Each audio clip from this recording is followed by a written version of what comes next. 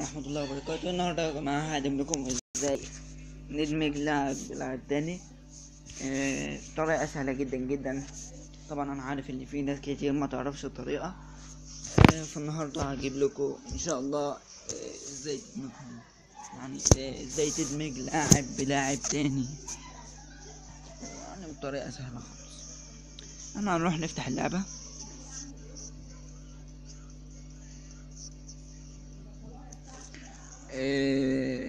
بعدين ما هنروح على اللي هي ماي تيم دي،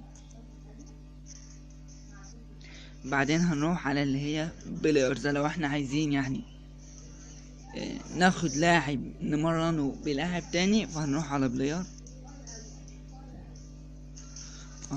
نروح على بلاير مثلا،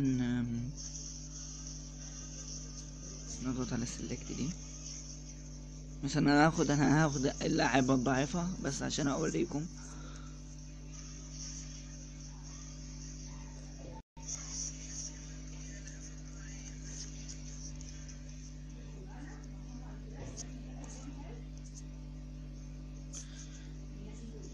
اخد بس اللعبة اللي هي ضعيفة عشان يعني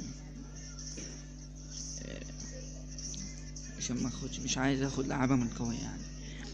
فبعدين بعد ما ضغطنا على اللعبة اللي احنا عايزينها، اللعبة اللي احنا عايزين نمرنها بلاعب تاني ونوديها، يعني هي ما عادش هتكون موجودة في الفريق، انت هتزود قوتها على قوة لاعب تاني عشان يتحسن قوة اللاعب التاني.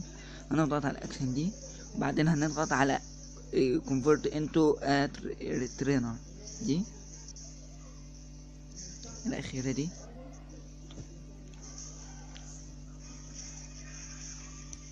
نيجي نضغط عليها وبعدين نضغط على يس.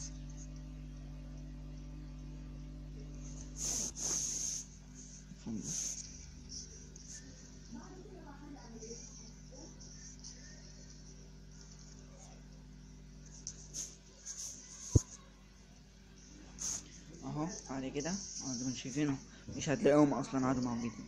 هنروح دلوقتي على بقى بعدين ترين دي، بعدين اللاعب اللي احنا عايزين نضيف قوته، يعني نزود قوته. يعني مثلا انا عايز ادي ماسيو ده، عايز اخليه قوته، نضغط عليه ازود قوته.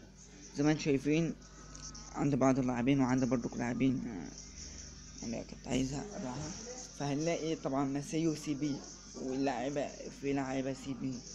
نقوم رايحين ضاغطين مثلا على ده،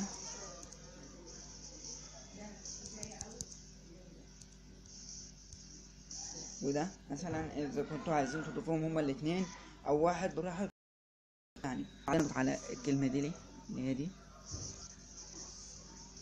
اهو، وبعدين نضغط على التريننج.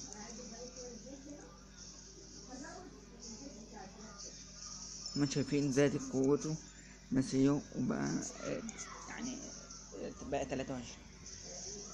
اوكي مثلا عايزين مثلا ندرب لعيب مثلا او جوين مثلا او اي حاجة.